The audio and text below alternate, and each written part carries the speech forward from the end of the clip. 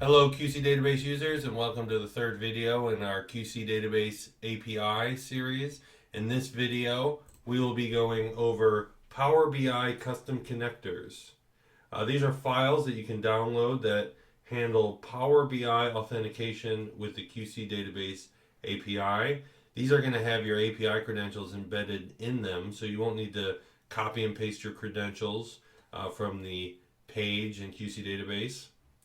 No coding is required. You just download these files, and Power BI should be able to call upon them for data from QC database. This is currently in the beta, so there are some endpoints that are not included in these, but we will go over that. And let's get into what we need. You're going to need Power BI Desktop, and you're going to need to change your security settings before you download these and actually access them. So with that, let me get Power BI started up. Alright, so I have Power BI Desktop started up on my computer. And the first thing we're going to want to do before you can use these custom connectors is go to File, Options and Settings, and then click Options. This is going to pull up all your settings for Power BI Desktop, and what you're going to want to do is go into the Security and Data Extensions section of the Security tab. Now, it's recommended that you only allow Microsoft certified and other trusted third-party extensions to load.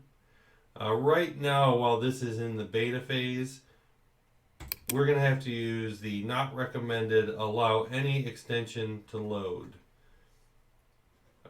And we'll get into exactly what these connectors are, and you'll be able to scan these for malicious code and stuff like this.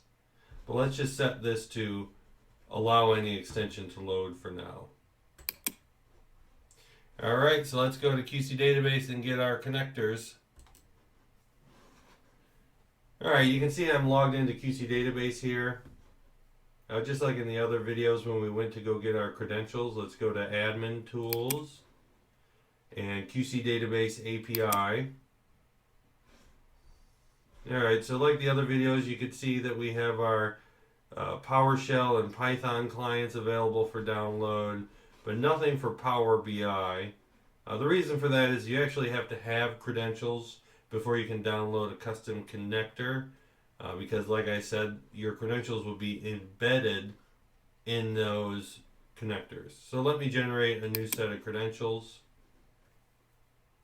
Instead of copying them from here, I'm going to scroll down. Now I have Power BI custom connectors available. So I'm going to download both of these so we can go over the difference between them. And in the notes it says these connectors contain your credentials. Do not share them with people or they will have access to your data. If they do accidentally get shared, you could always log back in and revoke the credentials. Then these two connectors that we just downloaded will stop working. Anyone who has them, and there's a note here, just because they have your credentials doesn't mean they can renew them. They can't use those credentials to reset your password, kind of like a username and password where you can go in and change someone's password. Once those credentials are revoked, they're done. So let's, now that we've downloaded those, let's go over how to actually make Power BI recognize them. So I'm going to go into my downloads folder, and you can see I have my two files I downloaded. These are MEZ files. These are basically just zip folders that have a couple files in them, but MEZ will be recognized by Power BI. And also you can see that I have the IIDN 86. That is the database number. So this is only for one database. Now you can, the difference between these two is one of them has a database list. That's handy. This will list all the databases that you have access to, and that's handy to find out if you're actually using the right IIDN for the project that you're trying to access.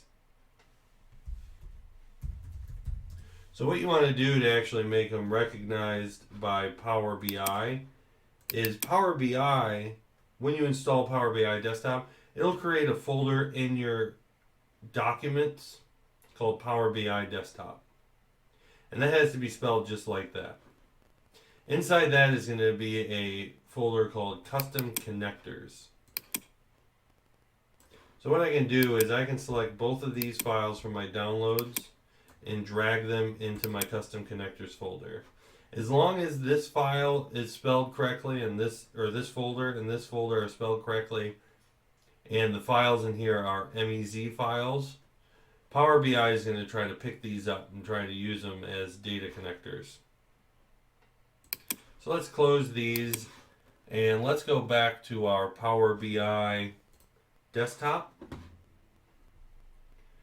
And even though we did that, we don't have to restart Power BI. Let's go to Get Data. And under More, you will see this form, and you're going to find your custom connectors under Other. Here's our two connectors. You can also, instead of clicking on Other, you can search for them and just type QC. That's going to pull up your two QC database connectors. And so let's load this one with the database list first. So you're going to get a warning like this. Let's say don't warn me again for this connector.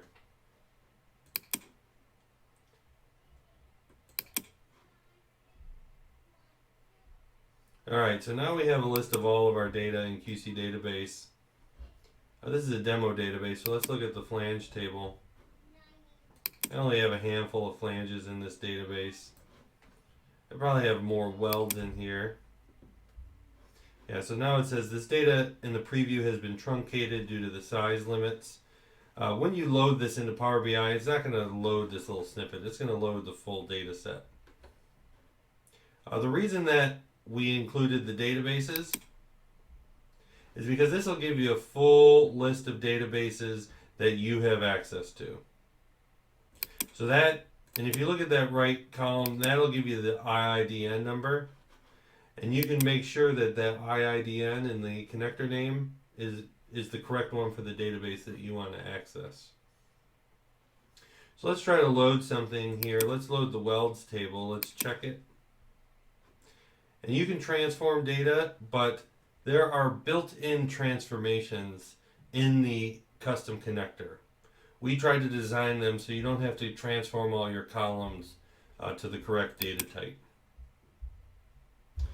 You can see it's trying to do that right now.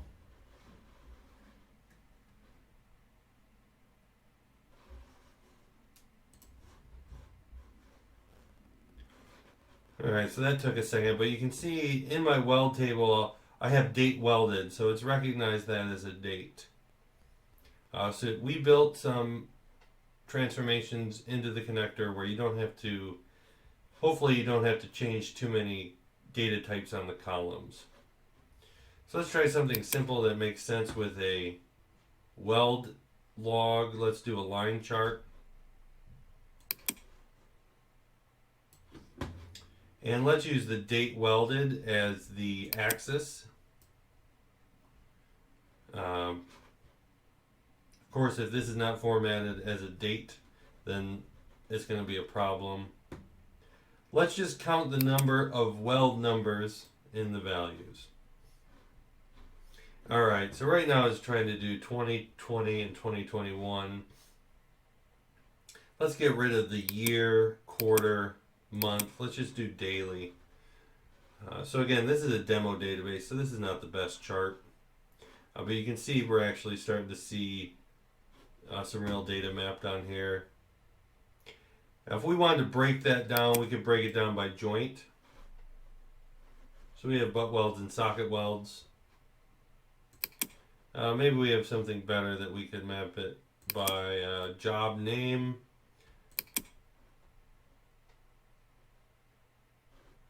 Let's try size. Yeah, it's not the prettiest chart, but I think you get the idea that all the weld data is now loaded into your database.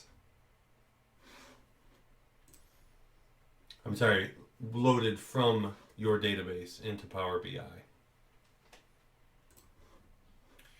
Alright, so I've just paused the recording really quick so I could go get some connectors from a more realistic database. We're going to do get data and click more again. We're going to search for QC. So now that I've downloaded connectors from two different databases, you're going to see here that the IIDN is the thing that's going to separate them. This time I'm going to load the one without the database list just so you can see the difference. It's basically exactly the same except it doesn't have a databases table at the top. So again, I'm going to load the weld log again. Give it a minute to actually apply the transformations.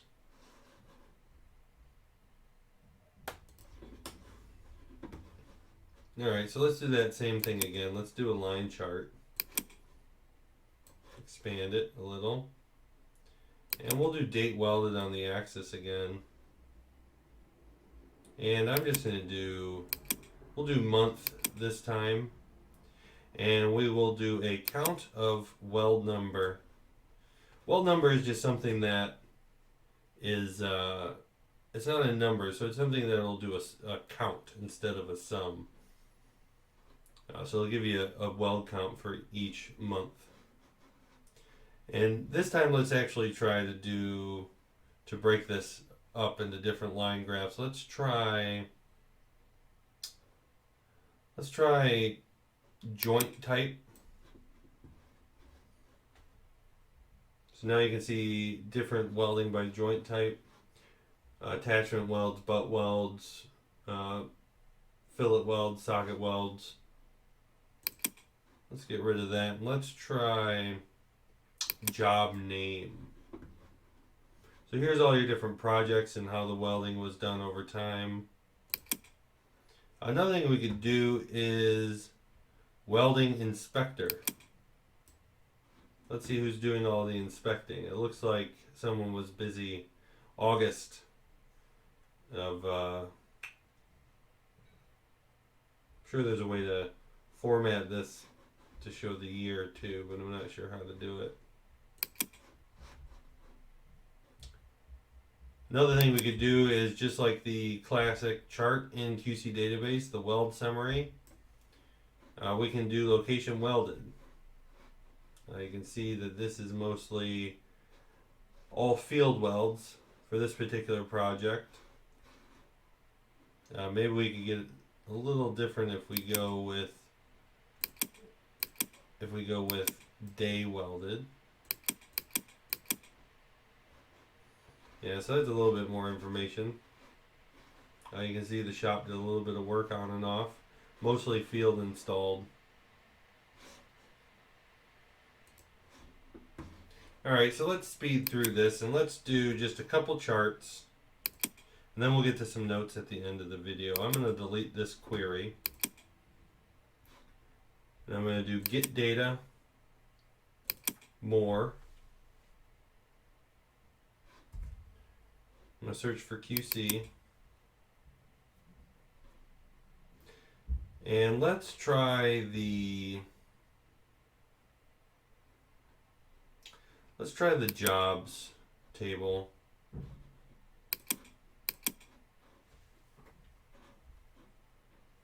Give it a minute for the transformations.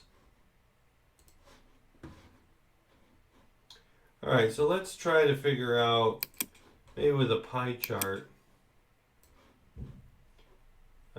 This jobs table comes with progress data, so weld percentage, welded, so that's number of welds.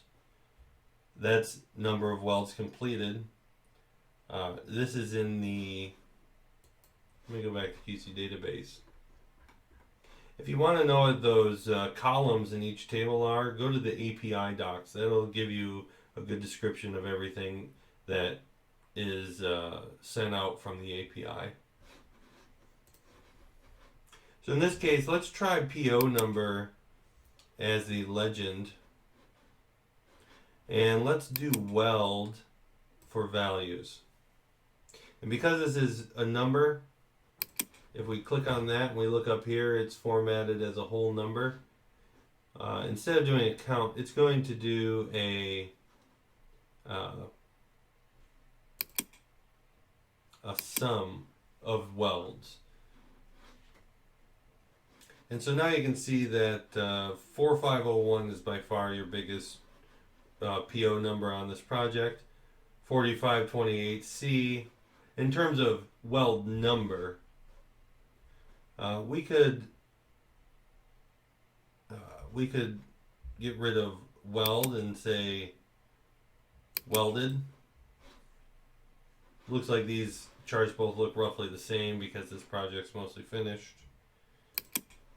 We can also look at punch list. Let's see. Okay, again, even more so than welds, 4501 was definitely your biggest source of punch list items. So this is interesting information to have. So I'm going to pause this video and jump ahead to loading another data set. So here we have a chart of punch list items by PO number, how many were added each day in the month.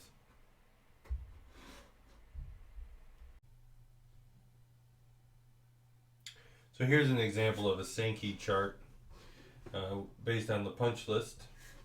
This shows you who is generating all your punch list items, who's completing and accepting, and how many.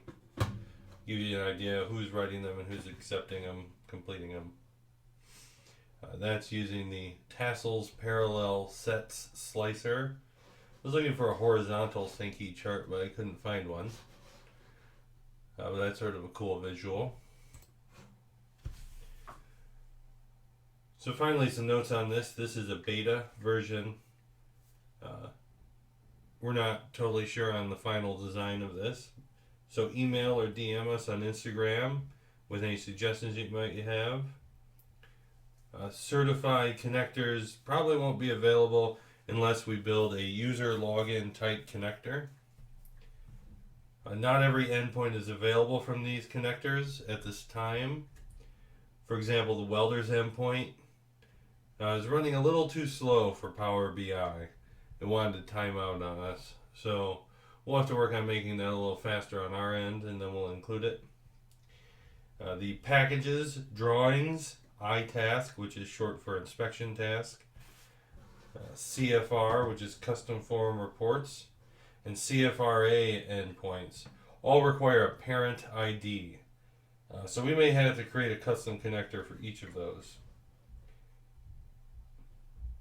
The iWork, which is inspection workflow, and CF, or custom forms endpoints, those have also been excluded because they're not useful without the iTask, CFR, and CFRA endpoints.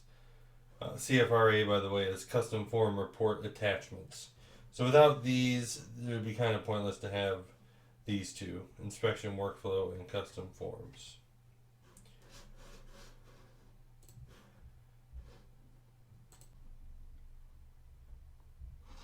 So earlier in the video I told you I was going to tell you what these MEZ files actually are. Well, if you want to see exactly what's in them, just change the file extension to a zip. Because if I try to open these in a notepad, you'll see that it's all gibberish. But if I change it to a zip,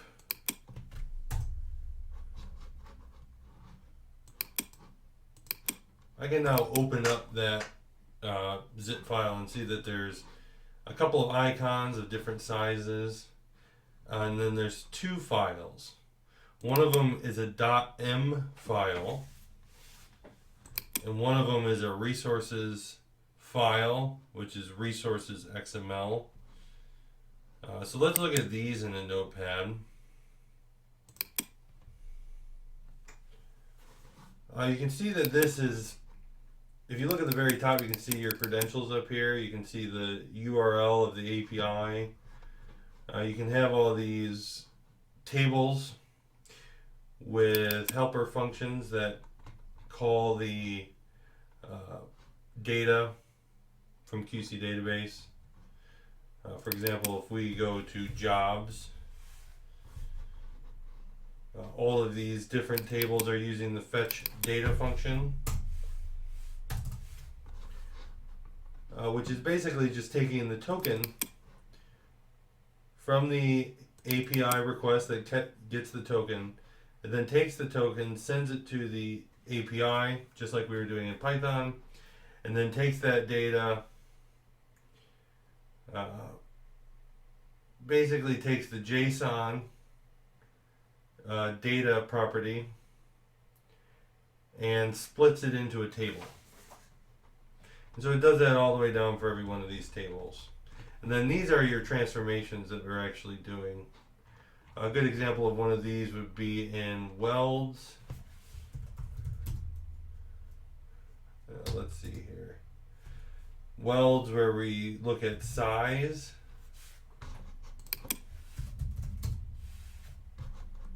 And we are calling size text, even though it's probably a number, like 4-inch pipe, 6-inch pipe is probably saved as a number. It's not really meant to be added together, just like schedule 40, schedule 80. You're not supposed to add those together, so those are type text. So we tried to design each one of these to where it'll give you a good experience using these connectors. The other file is a resources file. This is just some settings. It contains the name of the connector, stuff like that. And so just to show you that this really is just a zip file, let's delete that. Let's send all these files to a zip. Test.zip. I'm going to put that in our custom folders, custom connectors folder. And I'm going to change this to an MEZ. Now if I pull up Power BI, this might take a second.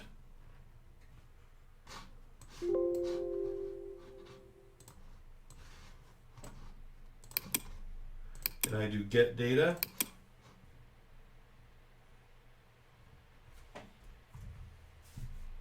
I still have 2 connectors in that folder.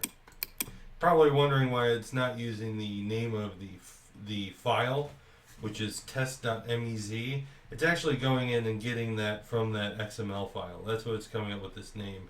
And it's pulling the icon up out of that zip file as well. So let's close this. So the last thing, if you really don't want to change your Power BI settings, you could sign these MEZ files and convert them to a PQX signed file. And then you could save that. You could use a trusted certificate on your network to do this. Microsoft makes an executable.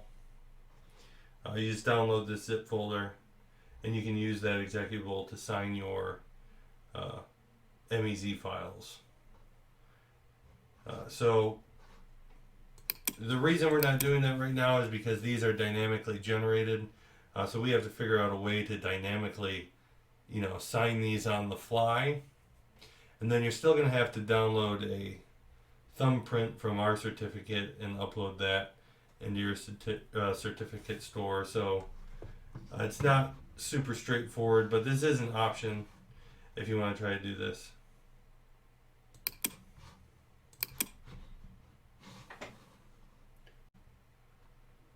So I will add a link to that Make PQX Windows page, and any other resources that might be useful to you if you're interested in maybe even building your own custom connectors for Power BI. So that's it for this video. Make sure you give us some feedback on the the Power BI custom connectors. We'd love to hear your thoughts on how we should develop these. Thanks for watching.